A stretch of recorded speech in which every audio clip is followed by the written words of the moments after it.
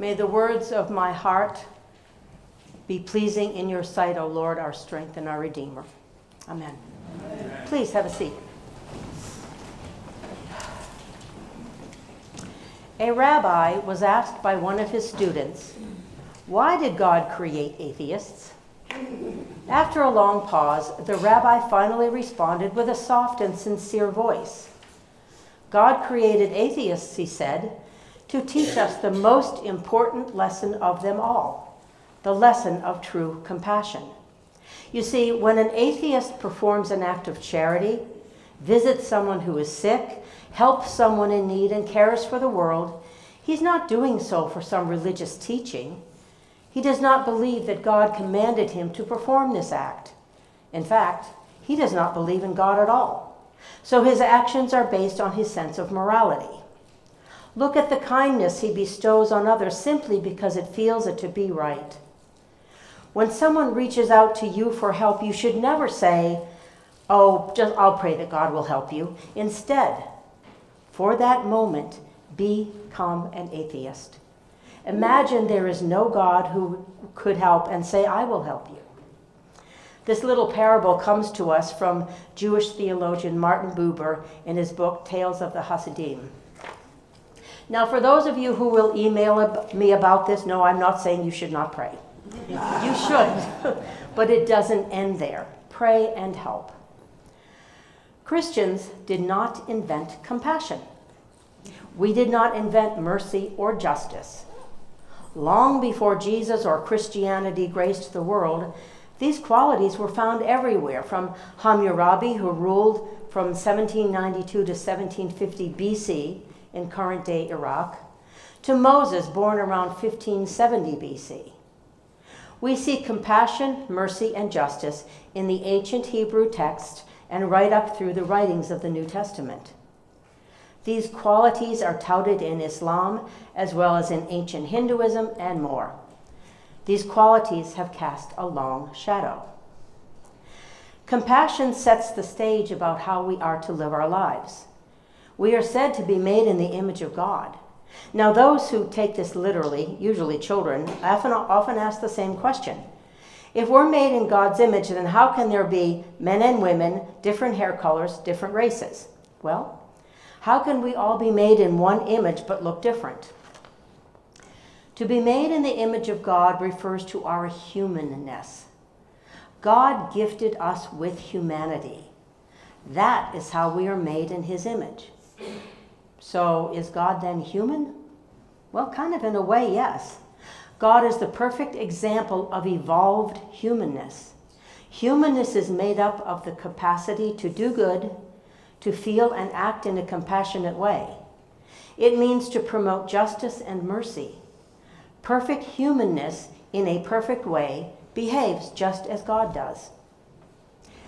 But there's one more element to humanness that we cannot overlook, and that is free will. Just as God has free will, we too have been gifted with it, and it's a mixed blessing. If there were no free will, we would have no ability to deny compassion.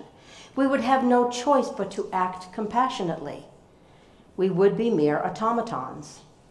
We would have no intent behind our compassion. Indeed, we would have no real compassion, and we could never grow from it if we had no free will. You know, we see all kinds of challenges today to our compassion, all kinds of challenges to fully evolving into the human gift that God has bestowed on us. I began with a parable of Jewish wisdom for a reason. As many of you know, or may know, I have a Jewish daughter. All around us we hear the poison of anti-Semitism, and this one really speaks to me more loudly than, they all speak to me, all the antis, but this one is especially cuts close. And so I have to ask myself, what does anti-Semitism really mean anyway? Yes, it means hatred of a certain group, but why? Do anti-Semites hate because of the wisdom of Jewish teaching? Or because their parables hold up the good of people? Or because they share a bloodline with those involved in the Gaza conflict? Or because they feel it was right for the October 7th attack to have happened? Or because the Jewish faith is made up of people who believe in, worship, and serve one God? Is that the reason for hatred? Or because Judaism is a beautiful faith, steeped in moving liturgies, poetic and inspiring prayer? Or because they come from a rich tradition of teaching and history? Or because they hold the Jewish people responsible for the fate of Jesus? And let me just say this clearly. This understanding of Jesus' faith is completely wrong. And any who hold it have no understanding of Christian theology. But that's a discussion for another day. I don't have time. Or do anti-Semites hate because they believe in preposterous lies, one of which was promoted by a now member of Congress? That preposterous lie is about the California wildfires, that they are the result of those who are shooting laser beams from space to start the fires, and guess who they blame? And most of those blamed, indeed, are Jews.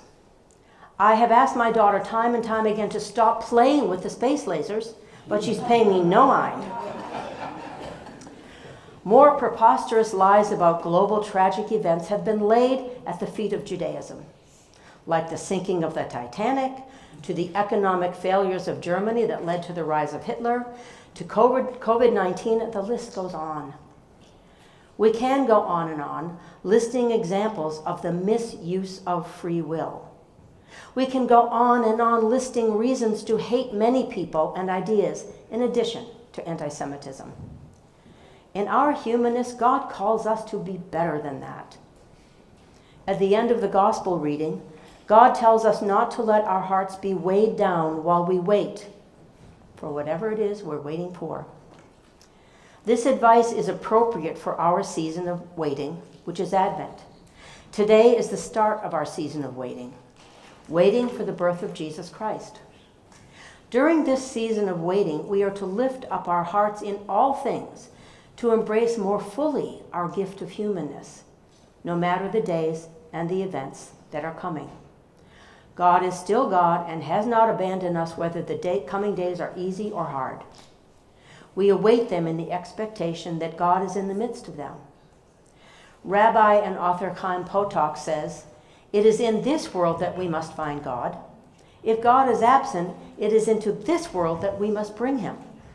We make the world a dwelling place for God by hallowing it. Let us draw God into the world, and all evil will be stilled." Potok's words echo the Christian quest for unity with God and our vision of the presence of the holy within the ordinary. You see, Christian and Jewish spirituality are not so very separated after all.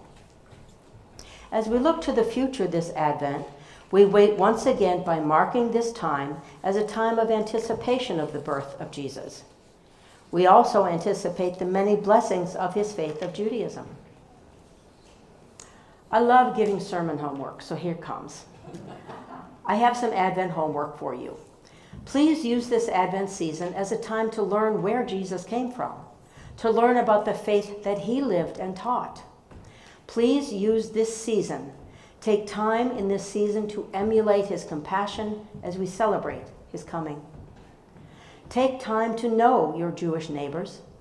Take time to appreciate the beautiful expressions of Jewish faith all around us, from a mezuzah on a door to the mitzvahs or good works of Jewish people in their congregations, and there are many. This was the faith culture which formed Jesus, the rabbi that we follow. And if you will do that, I promise to make my daughter stop playing with space lasers. Amen.